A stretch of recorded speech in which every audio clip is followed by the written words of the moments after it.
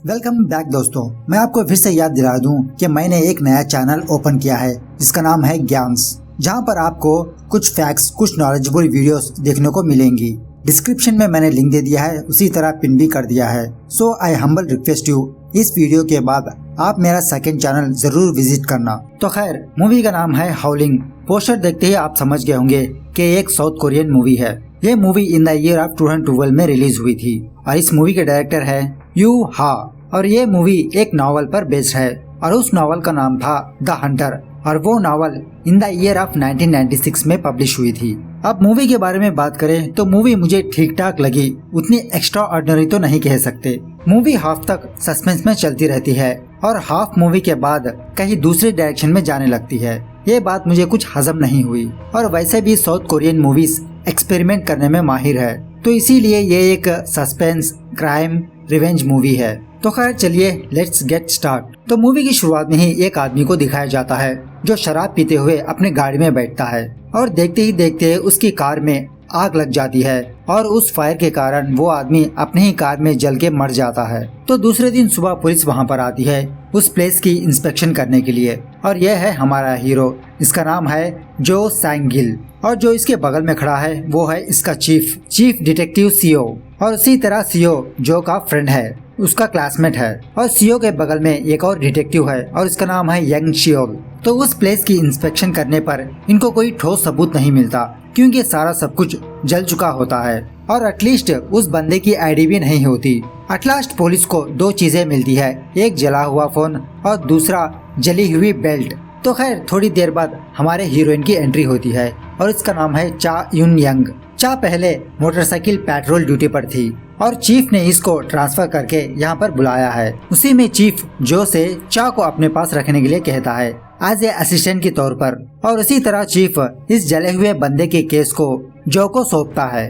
तो पहले तो जो चा को एक्सेप्ट करने से इनकार कर देता है, लेकिन चीफ फोर्स करने पर जो मान जाता है और ये दोनों एक साथ इस केस को इन्वेस्टिगेशन करना शुरू करते हैं। इन दोनों की पर्सनल लाइफ के बारे में बात करें तो जो एक सिंगल फादर है, इसके साथ इसकी बेटी और इसका बेटा रहता है। हर हमेशा इसका बेटा स्कूल बंक करके हमेशा वीडियो गेम खेलने जाता है। अब चा के बारे में बात करें तो इसका डिवोर्स हो चुका है, ये फिलहाल अकेली रहती है। तो दूसरे दिन ये दोनों फोरेंसिक लैब जाते हैं। यहाँ आने के बाद चा उस आदमी के थाई पर कुछ डॉग बाइट्स देखती है, जैसा लगता हो कोई जबरदस्त कुत्ता या उल्फ इसे काटा हो।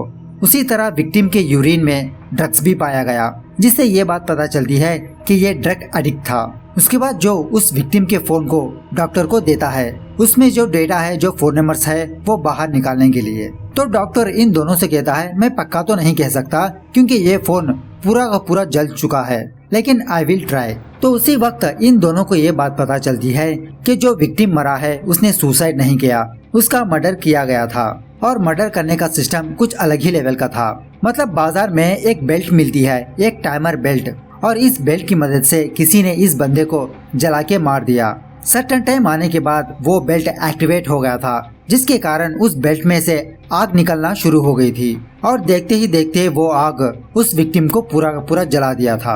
अब चूंकि वो विक्टिम शराब भी पिया हुआ था और उसी तरह ड्रग भी लिया हुआ था, अफसोस वो बच नहीं पाया। तो इस रिपोर्ट्स को देखकर चा जो से कहती है कि हमको ये रिपोर्ट हमारे चीफ को दे देनी चाहिए, फर्दर कोई हमको बैकअप होगी तो हम चीफ को बुला सकते हैं। चा की ये बातें सुनकर जो मना कर देता है क्योंकि जो इस केस का सारा क्रेडिट खुद पे लेना चाहता है। अगर ये अपने चीफ को बता दिया तो कोई और इस केस में इन्वॉल्व होगा और इसकी वजह से बाहर जो का नाम नहीं आएगा, इसीलिए जो इस रिपोर्ट को अपने चीफ को नहीं बताता। उसके बाद जो दो ड्रग डीलर को पकड़ लेता है और इन दोनों की मदद से एक और ड्रग डीलर का नाम पता चलता है। तो उसी रात जो और चा ये दोनों उस ड्रग डीलर का वेट करते रहते हैं। थोड़ी देर बाद जब वो ड्रग डीलर वहाँ पर आता है तो जो उस बंदे को पकड़ने जाता है, लेकिन इन दोनों में हाथापाई होनी शुरू हो जाती है। जो को पिटता हुआ देखकर चा भी अपने कार से बाहर निकल आती है जो कि हेल्प करने के लिए, और बाय मिस्टेकली चा इलेक्ट्रिक गन से जो को फायर कर देती है बजाय उस ड्रग डीलर को फायर करने के।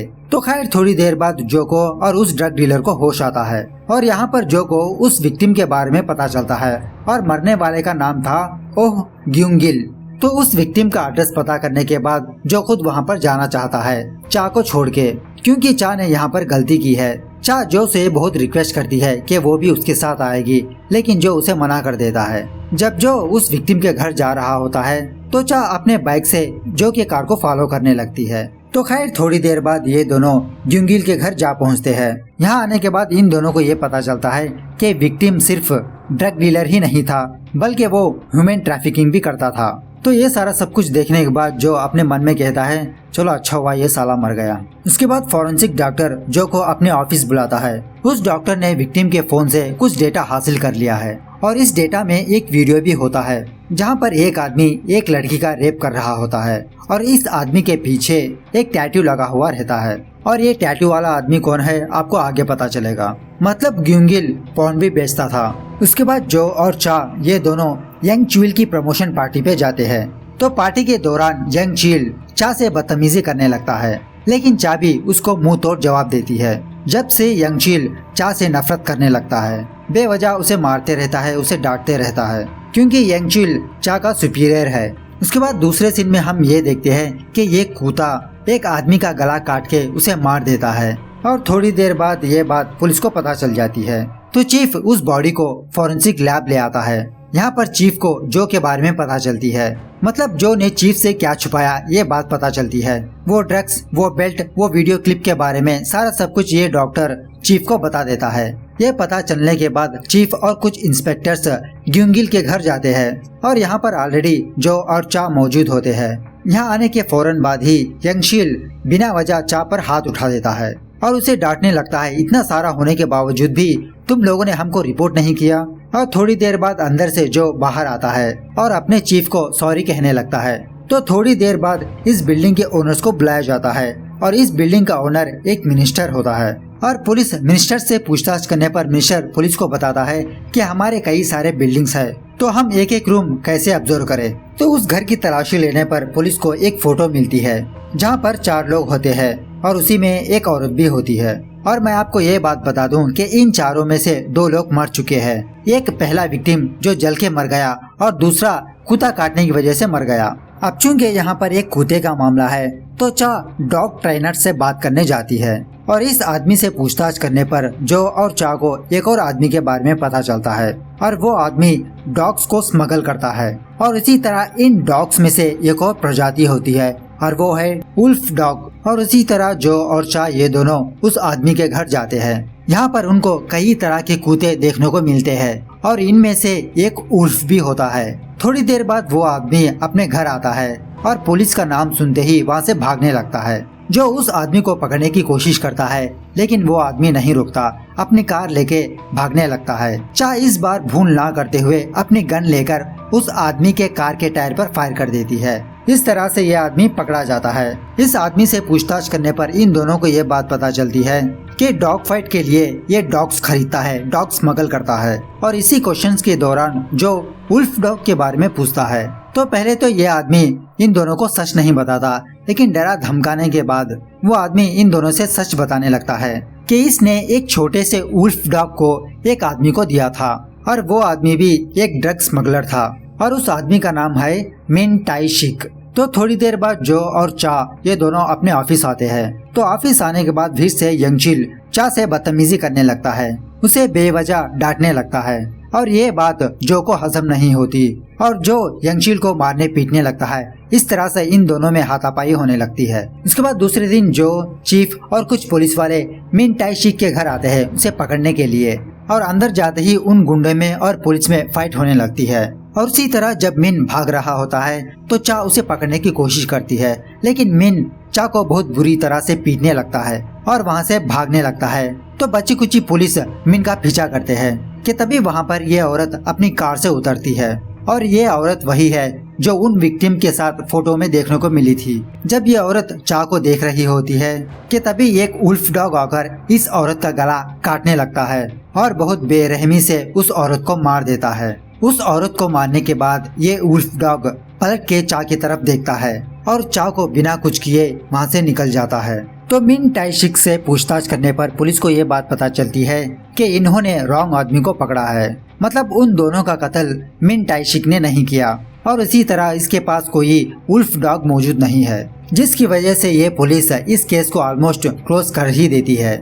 लेकिन चा को कुछ सेटिस्फेक्शन नहीं होता। इस केस में कुछ गहराई है और उस गहराई को ढूंढने में ये लग जाती है। तो चा और कुछ डॉग ट्रेनर से बात करने लगती है और इसी दरमियान में इसी रिसर्च में चा को एक पुलिस वाले के बारे में पता चलती है और रिकॉर्ड्स के मुताबिक ये पुलिस वाला मर चुका है और इस आदमी का नाम है कांग म्यून हो। तो मिस्टर कांग के बारे में और पता करने पर चा को ये बात पता चलती है कि इस आदमी की एक बेटी है जो ड्रग एडिक्ट थी। लेकिन जब चा इस डॉक्टर से उस लड़की के बारे में पूछने के लिए आती है तो ये डॉक्टर चा से कहता है कि 2 दिन पहले ही एक आदमी आकर अपनी बेटी को ले गया और चा मिस्टर कांग की फोटो उस डॉक्टर को दिखाती है। तो डॉक्टर मिस्टर कांग की फोटो को देखकर कहता है हाँ यही आदमी था। मतलब रिकॉर्ड्स के मुताबिक मिस्टर कांग मर चुका है, लेकिन सच्चाई ये है कि कांग अभी भी जिंदा है। तो चा किसी भी तरह करके मिस्टर कांग का छोटा सा घर फाइंड आउट कर लेती है। उस घर की तलाशी लेने पर चा को ये बात पता चलती है कि उन तीनों को मारने में मिस्टर कांग का हाथ है और इसी तरह यहाँ पर 6 लोगों का टारगेट है और मिस्टर कांग अपने वुल्फ डॉग को यही ट्रेनिंग करता था कि तभी वहाँ पर ये वुल्फ डॉग आ जाता है। इस कुत्ते को देखकर चा घबरा जाती है और अपने पास से गन निकालती है, लेकिन ये कुत्ता चा को कुछ भी नहीं करता। देखते ही देखते मिस्टर कांग भी वहाँ पर आ जाता है और चा को देखकर उसे एक कमरे में बंद कर देता है कि तभी दूसरे साइड से एक आदमी आकर उस घर को आग लगा देता है। मतलब उस घर में चा मौजूद है, कांग मौजूद है और उसी तरह कांग की बेटी भी मौजूद है। तो यहाँ पर मैं आपको इस कुत्ते का नाम बताना भूल गया। इस कुत्ते का नाम है जिल्पो। तो खैर थोड़ी देर बाद जिल्पो चा को एक सीक्रेट दरवाजा दिखाता है, बाहर निकलने का दरवाजा। तो इसी दरमियान में जो भी वहाँ पर आ जाता है चा को ढूंढते हुए। तो ये दोनों उस घर में घुसकर मिस्टर कांग और उसकी बेटी को बचा लेते हैं। तो दूसरे दिन चा को मिस्टर कांग की डायरी दिखती है और उस डायरी को पढ़ना शुरू करती है। तो एक्चुअल से स्टोरी ऐसी है।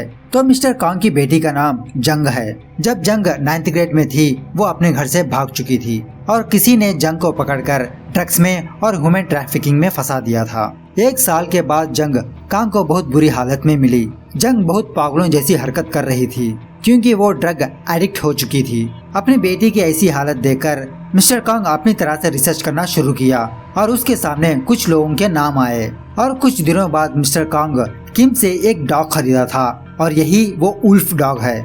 और बचपन से लेते हुए मिस्टर कांग उस डॉग को ट्रेन करता रहा, स्पेशली वो डॉग कैसे गले पर हमला करे और इसी तरह ये वुल्फ डॉग इंसान मरे तक उसका गला नहीं छोड़ता।